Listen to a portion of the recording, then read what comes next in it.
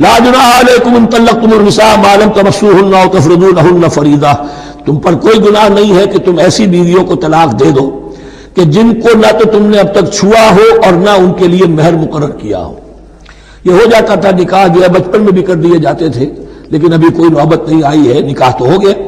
لیکن نہ کوئی مہر مقرر ہوا ہے نہ کوئی ان کی ملاقات ہوئی ہے، تو اگر ایسا کرو گے تو تم طلاق دے سکتے ہو۔ وَمَتِّعُوهُنَّ،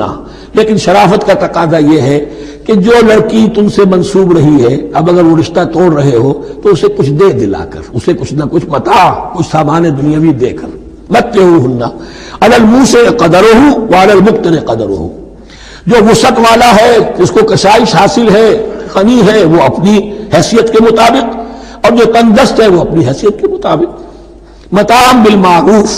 اور یہ ساز و سامان دینا جو ہے یہ بھی بڑے انداز میں ہو، ایسا نہ ہو جو خیرات دی جا رہی ہو۔ حقاً علی المحسنین، یہ حق ہے محسنین پر، یہ سمجھے کہ ہم پر اللہ تعالیٰ کی طرف سے عائد کردہ یہ ذمہ داری ہے۔ وَإِن طَلَّقْتُمُوهُنَّ مِن قَبْلِ أَن تَمَسُّوهُنَّ وَقَدْ فَرَضْتُمْ لَهُنَّ فَرِيضَةً، اور اگر دوسری شکل یہ ہے کہ تم نے طلاق دی ایسی بیوی کو کہ جس کو تم نے چھوا تو نہیں ہے لیکن مہر مقرر ہو چکا تھا، فَنِصْفُ مَا فَرَضْتُمْ، تو اب آدھا مہر جو ہے جو تم نے فرض کیا تھا، جو طے کیا تھا، اس کا آدھا تو تمہیں دینا ہی دینا ہے۔ الا یعفون، الا یہ کہ وہ معاف کر دیں، ہمیں آدھا بھی نہیں چاہیے، یا چلیے ہمیں چوتھائی دے دیجئے۔ اور یعفو الذی بیدہ عقدۃ النکاح، یا وہ اس کے اندر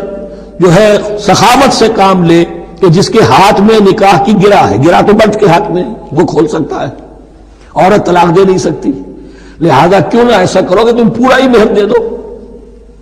فرمایا وَأَن تَعْفُوا، اگر تم درگزر کرو اور زیادہ دو، اقرب للتقویٰ، یہ تقویٰ سے قریب تر ہے۔ وَلَا تَنْسَوْا الْفَضْلَ بَيْنَكُمْ، اپنے مابین احسان کرنا مت بھولو، اور اپنے مابین جو فضیلت اللہ نے تمہیں دی ہے عورتوں پر اس کو مت بھولو۔ تمہارا پھر ایٹیچیوڈ بھی ایسا ہونا چاہیے کہ تم اپنے بڑے ہونے کے حساب سے ان کے ساتھ نرمی کرو، ان کو زیادہ دو، ان کو جتنا بھی مہر مقرر کیا تھا اس سے بھی زیادہ دے دلا کے رخصت کرو۔ قانون میں تو صرف مہر ہوگا، البتہ قانون یہی ہے کہ اگر انہیں چھوا نہیں ہے، مقاربت نہیں ہوئی ہے، لیکن یہ کہ مہر مقرر ہو چکا تھا تو آدھا مہر تو لازماً دینا ہے۔ آدھا بھی یہ چھوڑ سکتی ہے عورت، لیکن تمہارے لیے بہتر ہے کہ تم پورا دو یا اور زیادہ دو۔ ان اللہ بما تعملون بصیر، یقیناً جو کچھ تم کر رہے ہو اللہ دیکھ رہا ہے۔ حافظوا علی الصلوات والصلاۃ الوسطی، محافظت کرو پوری طرح، چوکس ہو کر، چوکنے ہو کر تمام نمازوں کی، اور خاص طور پر صلاۃ وسطیٰ کی۔ یعنی بار بار جو آ رہا ہے جان لو اللہ جانتا ہے، جان لو اللہ دیکھ رہا ہے، جو کچھ تم کر رہے ہو اللہ کی نگاہ میں ہے، جو کچھ تم کر رہے ہو اللہ باخبر ہے، یہ سارا کچھ جو ہے یہ اللہ کی یاد ذہن میں برقرار رکھنے کے لیے تمہیں نماز دی گئی ہے۔ 5 وقتہ تم حاضر ہو، دنیا کے کاروبار سے نکلو اور آ کر پھر عہد اللہ سے اپنا جو ہے، یہ جو حفیظ کا ایک شعر ہے، آؤ سجدے میں گرے لوح جبین تازہ کریں، سرکشی نے کر دیے دھندلے نقوش بندگی، آؤ سجدے میں گرے لوح جبین تازہ کریں۔ یہاں پر جو ہمارا بندگی کا نقش تھا سرکشی کی وجہ سے وہ دھندلے ہو گئے ہیں۔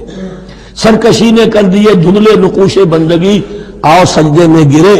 لوح جبین تازہ کریں، کہ پھر اس پر اللہ تعالیٰ کے ساتھ جو عہد کیا ہے ایاک نعبد و ایاک نستعین، اسے پھر تازہ کریں۔ حافظوا علی الصلوات والصلاۃ الوسطی، صلاۃ وسطیٰ کے بارے میں بہت سے اقوال ہیں، لیکن عام طور پر اس سے مراد عصر کی نماز لی گئی ہے۔ دن میں 2 نمازیں اس سے پہلے ہیں، فجر ہے، ظہر ہے، 2 پھر بعد میں ہے، مغرب ہے، عشاء ہے۔ وقوموا للہ قانتین، اور کھڑے ہوا کرو اللہ کے سامنے پورے ادب کے ساتھ، یعنی ایک تو رکوع ہے جس میں جھکنا ہے، سجدہ ہے جھکنے کی انتہا ہے،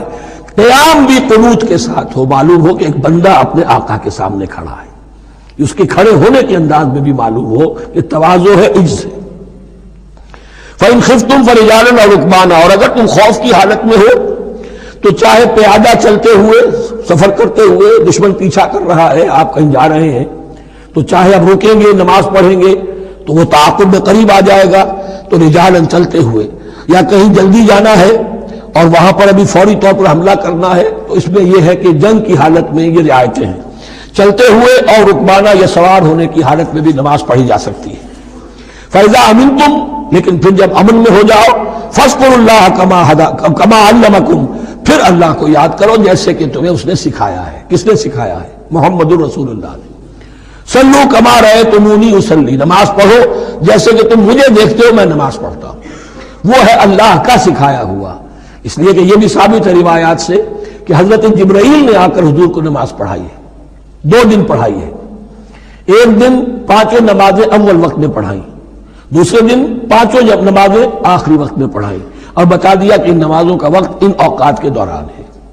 تو معلم جو ہے حضور کے نماز کے معاملے میں حضرت جبرائیل ہے، اور اب حضور جو ہے پوری امت کے لیے معلم ہے۔ فَإِذَا أَمِنْتُمْ فَاذْكُرُوا اللَّهَ كَمَا عَلَّمَكُم مَّا لَمْ تَكُونُوا تَعْلَمُونَ، جو کچھ تم نہیں جانتے تھے اللہ نے تمہیں سکھایا ہے۔ وَالَّذِينَ يَتَوَفَّوْنَ مِنكُمْ وَيَذَرُونَ أَزْوَاجًا، اور پھر دوبارہ لوٹ کے معاملہ آ رہا ہے بیواؤں کا، اور جو لوگ تم میں سے وفات دے دیے جائیں اور وہ چھوڑ جائیں پیچھے بیویاں، وَصِيَّةً لِأَزْوَاجِهِم مَّتَاعًا إِلَى الْحَوْلِ غَيْرَ إِخْرَاج، تو ان کی بیویوں کے لیے وصیت لازماً، اپنی بیویوں کے لیے وصیت لازماً کریں 1 سال تک کے لیے نان نفقے کی، اور بغیر اس کے کہ انہیں گھروں سے نکالا جائے۔ اب یوں سمجھیے اس کو، ایک شخص فوت ہوا، 4 بیویاں ہیں، ایک کے ہاں اولاد تھی، بیٹا تو اسی کا ہے، باقی 3 تو اس کی جو ہیں سوتیلی مائیں ہیں۔ ایک ماں کو تو وہ اپنی ماں سمجھ کر اس کی خدمت کرے گا، باقی 3 کو لائبلٹی سمجھے گا۔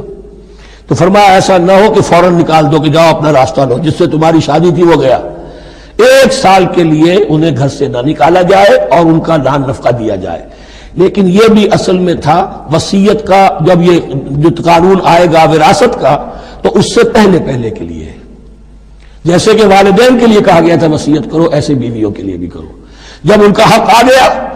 اس لیے کہ شوہر مر گیا ہے تو بیوی کا حق ہے اس کی وراثت میں، بیوی مر گئی ہے شوہر کا حق ہے اس کی وراثت میں، تو وہ تو وراثت کے اندر حق معین ہو گیا، تو اب یہ وصیت کی ضرورت نہیں۔ اور اسی طرح 1 سال کا نفقہ نہیں ہے، اب نفقہ جو ہے وہ صرف عدت کے دوران کا ہے، جو ہم اس سے پہلے پڑھ چکے ہیں۔ فَإِنْ خَرَجْنَ فَلَا جُنَاحَ عَلَيْكُمْ فِي مَا فَعَلْنَ فِي أَنفُسِهِنَّ، لیکن اگر وہ خود نکل جائے، ظاہر بات ہے کہ عدت ہوتی 4 مہینے 10 دن، اب تم سال بھر روکو گے تو نہیں ان کو، اگر وہ شادی کر کے کہیں اور جا کے بسنا چاہے تو تم پر کوئی الزام نہیں آئے گا، جو کچھ وہ کرتی ہیں اپنی جانوں کے بارے میں، معروف ہو، بڑے طریقے پر، معروف طریقے پر۔ واللہ عزیز الحکیم، اور یقیناً اللہ تعالیٰ زبردست ہے، حکمت والا۔ وللمطلقات متاع بالمعروف، اسی طرح مطلقات کے لیے بھی ساز و سامان زندگی کی ضروریات ہے معروف طریقے پر، حقاً علی المتقین، لیکن یہ ہے عدت کے وقت تک کے لیے۔ اسی معاملے میں شاہ بانو کیس میں ایک جو فیصلہ دیا تھا، یہ کلکتہ ہائی کورٹ نے، اس پر پھر ہندوستان میں ایجیٹیشن ہوا۔ اس نے یہ فیصلہ دیا تھا کہ کوئی مسلمان اپنی بیوی کو طلاق دے دے تو اب وہ بیوی اگر تو دوسری شادی کر لے تب تو بات دوسری ہے، ورنہ جب تک زندہ رہے گی اس طلاق دینے والے پر اس کا نان نفقہ جو ہے رہے گا پوری زندگی تک۔ اس پر مسلمانوں نے کہا، بھارت کے مسلمانوں نے، یہ ہماری شریعت میں دخل اندازی ہے، شریعت نے صرف عدت تک کا حق رکھا ہے مطلقہ کے لیے، تم ساری زندگی کہاں سے لا رہے ہو؟ پھر وہ فساد ہوا، پھر بہت سے لوگوں نے جانیں دیں، پھر جو ہے ایجیٹیشن ہوا، لیکن پھر راجیو گاندھی کو گھٹنے ٹیکنے پڑے، اور پھر قانون بنا دیا گیا بھارت میں کہ کوئی عدالت ہندوستان کی including supreme court of India مسلمانوں کے آئلی قوانین میں دخل نہیں دے سکتی۔ میں سلام کیا کرتا ہوں مسلمانان بھارت کو، ہمارے ہاں ایک ڈکٹیٹر نے، فوجی ڈکٹیٹر نے آئلی قوانین بنائے جنہیں سنیوں نے، شیعوں نے، اہل حدیث نے، بریلویوں نے، دیوبندیوں نے اور جماعت اسلامی کی ٹاپ کی قیادت سب نے یہ کہا کہ یہ غلط قوانین ہیں، اور وہ آج تک چل رہے ہیں۔ ایک اور ملٹری عامل 11 برس تک یہاں پر، لمن الملک اليوم، میرے لیے ہے بادشاہی، میں ہوں مقتدر اعلیٰ، مقتدر قادر مطلق، یہ کہتا وہ چلا گیا اور اس قوانین کو جو کا تو برقرار رکھا ہے۔ اسی پر بھی میں نے شورا سے استعفیٰ دیا تھا ان کے، لیکن مسلمانوں نے وہاں پر یہ بات بھی نہیں ہونے دی کہ جب قرآن شریعت کا حکم جو ہے وہ یہ ہے کہ مطلقہ کو عدت تک کے لیے دان نفقہ ہے تو ساری زندگی کا کوئی معاملہ نہیں۔ کذالک یبین اللہ لکم آیاتہ لعلکم تعقلون، اسی طرح اللہ تعالیٰ تمہارے لیے اپنی آیات کو واضح کر رہا ہے تاکہ تم عقل سے کام لو اور سمجھو۔ اب جو 2 رکوع اگلے آ رہے ہیں یہ بڑے اہم ہیں اس اعتبار سے کہ یہ تاریخ بنی اسرائیل کا غزوہ بدر ہے، جس کا تذکرہ ہوگا۔ میں ایک بات آپ کو بنی اسرائیل کی تاریخ کی بتا چکا ہوں کہ جب حضرت موسیٰ کے انتقال کے بعد یوشع ابن نون کی سرکردگی میں انہوں نے جہاد کیا، قتال کیا، تو فلسطین فتح ہو گیا، لیکن انہوں نے چھوٹی چھوٹی حکومتیں 12 بنا لی اور آپس میں لڑتے بھی رہے۔ لیکن 300 برس کے بعد پھر صورتحال پیدا ہوئی، وہ واقعہ ہوگا جو اب سامنے آ رہا ہے کہ جب ان کے اوپر دنیا تنگ ہو گئی، آس پاس کے جو کافر اور مشرک لوگ تھے انہوں نے انہیں دبا لیا، بہت سو کو ان کے گھروں سے، ان کے ملکوں سے نکال دیا، تو پھر تنگ آ کر انہوں نے کہا اس وقت کے نبی سے کہ ہمارے لیے کوئی بادشاہ بنا دیجئے، سپہ سالار بنا دیجئے، اب اللہ کی راہ میں جنگ کریں گے۔ تو وہ جو جنگ ہوئی ہے طالوت اور جالوت کی، اس جنگ کے بعد سے خلافت راشدہ شروع ہوئی ہے دور بنی اسرائیل کی۔ گویا کہ خلافت راشدہ دور بنی اسرائیل کی 300 برس بعد آئی ہے ان کے رسول کے انتقال کے، جبکہ خلافت راشدہ اس امت مسلمہ کی متصل ہے رسول اللہ صلی اللہ علیہ وسلم کے زمانے کے ساتھ، اس لیے کہ صحابہ نے جانیں دی، خون دیا، قربانیاں دی، اور اس کے نتیجے میں حضور کی زندگی ہی میں دین غالب ہو گیا، اسلامی ریاست قائم ہو گئی۔ تو ظاہر بات ہے اس کے بعد آپ کے انتقال کے بعد خلافت کا دور شروع ہو گیا، لیکن وہاں یہ سارے سال 300 برس گزرے ہیں، اس کے بعد ان کا دور خلافت آیا ہے، اور اس میں بھی 3 خلافتیں ہیں کہ جو متفق علیہ ہیں، ویسے وہاں تو وہ نبوتیں ہیں،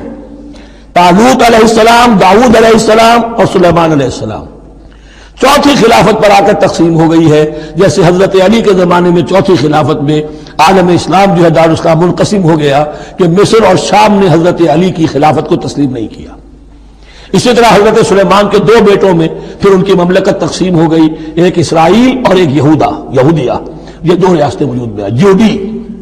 بہرحال یہ جو واقعہ تھا کہ جس کے بعد خلافت راشدہ شروع ہو رہی ہے، اسلام کا غلبہ شروع ہو رہا ہے حضرت موسیٰ کی تاریخ میں، وہ ہے طالوت اور جالوت کی جنگ، اس کے لیے اب یہاں پر تذکرہ ہو رہا ہے، اور یہ بھی ایک آئینہ دکھایا جا رہا ہے صحابہ کرام کو، اب یہی مرحلہ تمہیں درپیش ہے۔